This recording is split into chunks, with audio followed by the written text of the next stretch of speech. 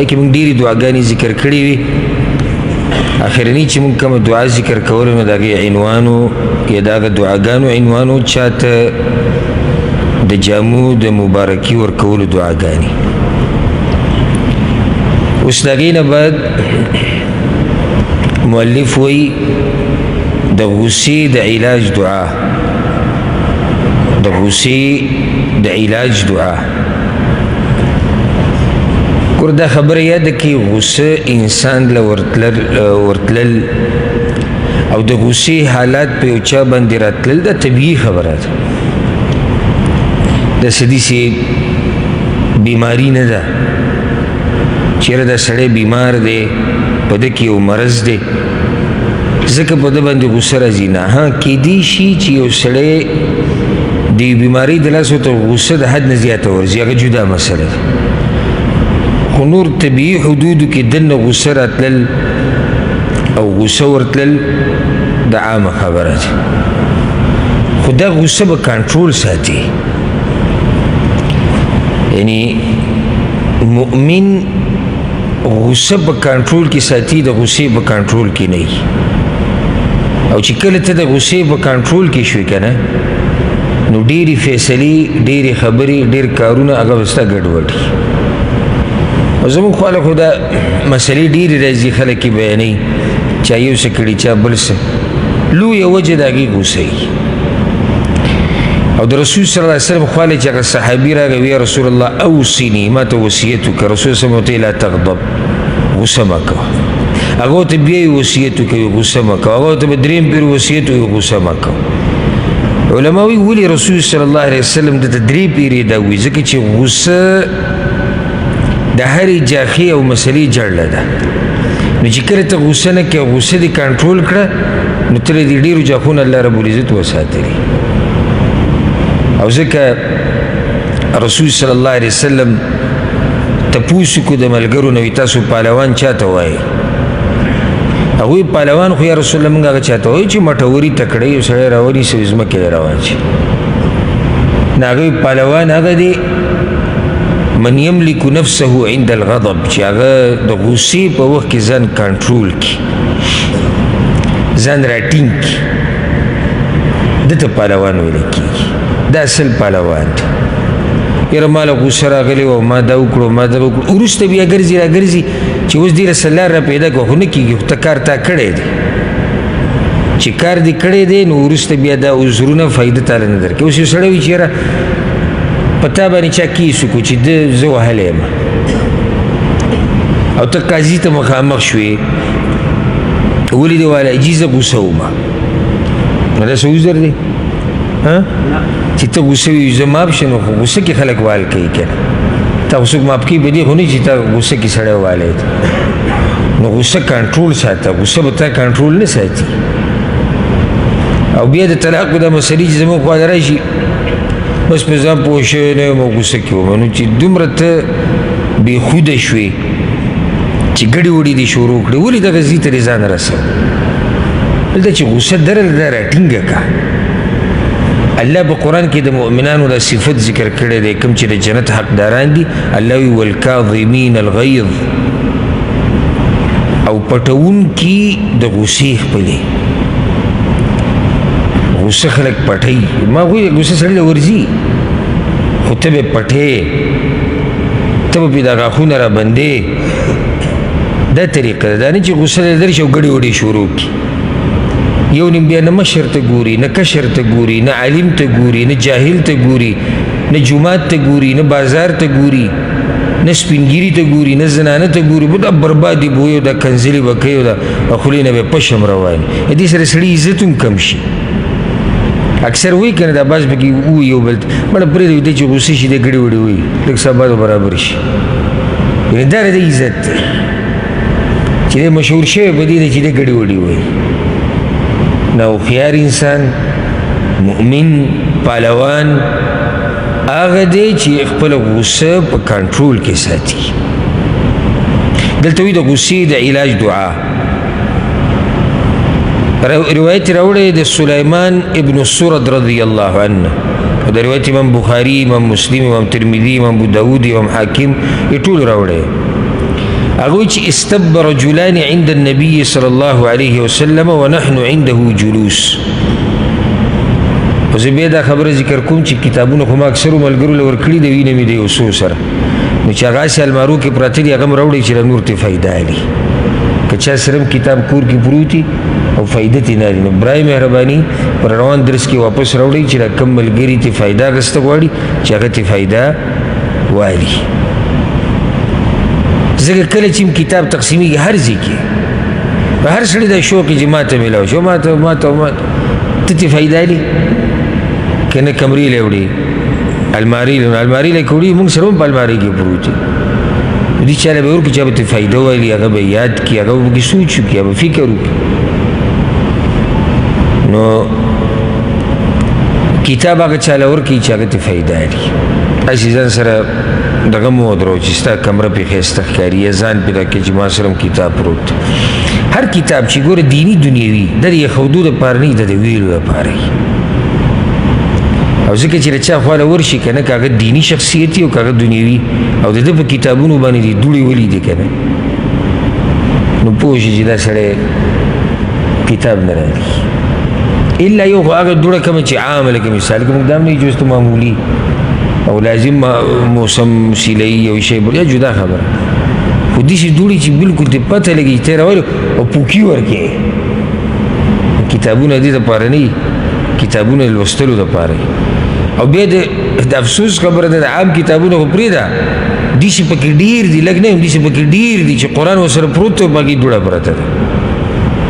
د ګاډي په سویچ بورډ کې پروت دی، کور کې په المارۍ کې بره پروت دی. نو کتاب خلک د یادولو دپاره اخلي، د سوچ او د فکر او مطالعې دپاره.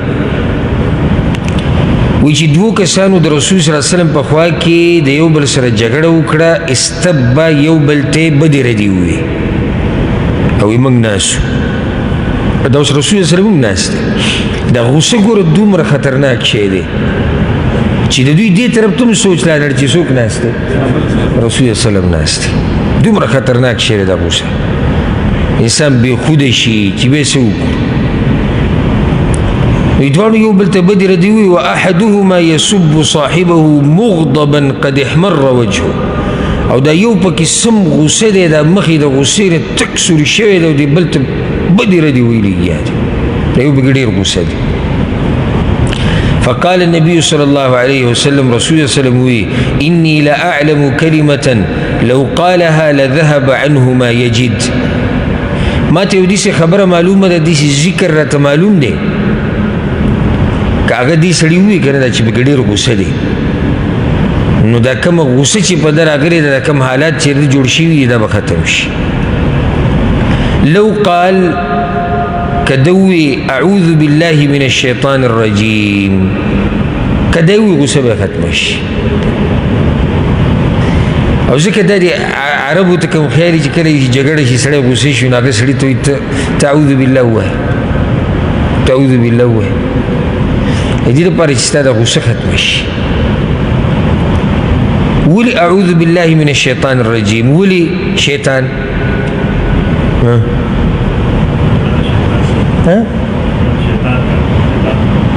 لږ واضح ووایه. لکه داسې مونږ ووایو ستا خبره صحیح که داسې ووایو د جنګ جګړو د کنځلو د بدو ردو جړله هغه شیطان دی، شیطان ته راګرموي. نو چې دې ځای کې ته ووایي چې یا الله ما وساته د شیطان رټلې شوې ده، الله دې ته وساتلی او چې الله دې وساتلي غوسه څه شوه؟ ختمه شوه. بیا حدیثو کې نورې طریقې هم راغلي، په دې باندې مستقل بیان هم کړی دی. ګوره غوسې دا مسله چې کومه ده هلته موږ تفصیل ذکر کړی چې ولاړې کښېنه، که ناسې سمه ده.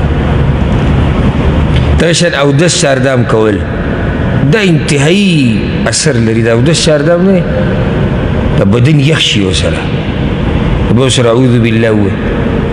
یو بله طریقه دا هم د غوسې د ختمولو چې ته دغه ځینه وځي، دا هم یو طریقه ده. دا ته هغه سړي ته ولاړې او ته ګورې غوسه به دې ښه ډېرېږي. لکه اوس کور کې زنانه کار وران وکړه ته ورته ولاړې ګوره بس بهر ته وځه هغه به بیا تاسو سره راولګي هم اوس شو بیا موږ پسې ګرځي را ګرځي اوس په ځان پوه شوی نه یم ما ورته وایي ته طلاق یې طلاق یې طلاق بس پکې راشي بیا دومره احتیاط شروع کړي چې هغه ټکی هم ماته نه وایي یاره بس غصه شوم چې ښځې ته مې هغه ټکي ووایي کوم ټکي ټکي خو ډېر دي هغه نه دي نو دومره احتیاط ته شروع کړو اوس چې هغه ټکي ماته نشي ویلی هلته لګیا وي او په 100 کاڼو طلاق یې او 10 پیرې طلاق یې او 3 پیرې طلاق یې اوس یې هغه ټکي هم نشي ویلی دومره دې ځان داسې احتیاط والا کو چې زه خو احتیاط کوم چې داسې نه دا ښځه دې ښځې دا کور او زما دا کور راشي وزه بهر ته ښځې له پکار دي چې د خاوند د مخې نه اخوا شي پته ورته ولګي چې زما د خاوند غوسه دی بې جګه اخوا شي بچي له پکار دي چې پلار د مخې نه اخوا شي یو نیمې داسې چې هغه بیا هم بد به دا سترګې به یې کولو کړي او پلار ته به ګوري او مور ته به ګوري داسې غوسه ښه ډېره شي د محترم بچي د باادبه بچي دا طریقه ده که هغه پلار خبرې ته وږدي هغه کته ګوري او د کمې خبرې چې جواب ورکول مناسب نه وي هغه نه ورکوي جواب پته ورته ولګي چې اوس زما په دې موجودګۍ باندې دی دلته غوسه کېږي ښه ډېر بیا لږ ساعت لا اخوا شي د طریقه دې سره غوسه ختمه شي ته او ملګری وران شوی په ټلیفون باندې ټلیفون کټ کړه ځکه څو پورې ته د سره په موبایل لګې ته نورې ګډې وړې وي او هغه به هم ګډې وړې وي نتیجه به ښه نه راوځي نو دا هم یو طریقه ده د غوسې د ختمولو او بعض پکې را دا هم ذکر کوي وی د غصې د ختمولو یو طریقه دا هم ده چې ته د زورور سړي خوا کې کښېنې کله سړی د کمزورو ته ډېر تکړه تکړه کېږي او چې کله د کمزورو ته ځان خو که نه درته زه د زړه خبره وکړم چې کله د کمزورو ته سینه ټپوله را ټپوله که نه نو ته بیا ډېر کمزوری انسان یې ډېر کمزوری دله بیا یعنی که یو سړی د ډاکټر خوا له ورشي ووایي چې زما بلډ پریشر های کېږي او ډاکټر صاحب ته تپوس وکړي چې کله های کېږي لکه ده دا وایي چې د ښځې سره چې خبرې کوم های کېږي د بچو سره یتیم سره فقیر سره کمزوري سره نو دله بیا علاج د بلډ پریشر نه دی پکار دله علاج د خپل کردار او د خوی او د اخلاقو پکار دی دې سره به د بلډ پریشر څه شي او برابر شي نو تاسو ته هم که بلډ پریشر هم د کمزورو مخکې های کېږي نو بیا د بلډ پریشر علاج مه کوه بیا خپل علاج وکړه که یو شان های کېږي نو بیا د بلډ پریشر مسله شتي بیا علاج وکړه خو چې ښځې به مخکې های کېږي د یتیم په مخکې های کېږي د کمزوري چې ستا نه کمزوری دی په قوم او نسب یا مال او زور او بدن کې دا په مخکې های کېږي نو بیا علاج د خپل اخلاقو وکړه د خپل خوی علاج وکړه د بلډ پریشر علاج مه کوه ځکه چې بلډ پریشر چې کله صحیح راشي نو هغه د هر چا په مخکې های کېدی شي بلډ پریشر پکې دې ته نه ګوري چې مخامخ غریب دی او که مخامخ مالداره دی او دا به تاسو لیدلي مې لکه غریب سړی ناست دی که نه مجلس کې او دا بل مالدار دی به داسې سور شین کېږي تا ته ما ویلو ته نه پوهېږې ته د سړي زوی نه ته دغه ټیم کې دغه غریب ته لرې کړه د ده په شان مالدار یا د نه مالدار راوله یاره که د ده نه د سړي زوی جوړ نه شي زما نوم به بدل کړي د ده د بلډ پریشر به داسې برابرې شي که نه ولې اخر سی چل دی چل دا دی چې د دې سړي اخلاق برابر نه دي د درنو خلکو خوی نه دی بلکې زه خو دا وایم چې لکه سړي له غوسه ورځي چې زورور به مخکې ورځي دا بیا هم څه خبره کمزوری خو کمزوری دی که ته له غوسه درځي ډېر یې کنټرولوه چې یاره دا سړی زما نه کمزور دی ورسېدی به که نه نو دا شرعي طریقې چې کوم حدیث کې راغلي هغه ته ما ذکر کړي او دغه شان دا بله طریقه چې دا عامه مشهوره تجربې ده چې ته دغه ځي نه وځه سړي سره خبره ختمه کړه په ټلیفون او په دې کې د اوس ابن الصامت رضی الله عنه چې خپل ښځې سره خبرې واورېدې که نه او هغه راله د رسول وسلم خواله او زما خاون ما سره زهار کړی دی او ما ته ویلي چې ته په ما حرامه قصه ورته اوس ته معلومه چې الله ایتونه راولېږل قد سمع الله قول التي تجادل نو په هغه ټیم کې هغه چې کله قصه کوي دا خاون غوسه شو او ما ته ووایي چې ته په ما باندې داسې یې لکه زما مور او خور دا اوس ګوره د غوسې د لاسه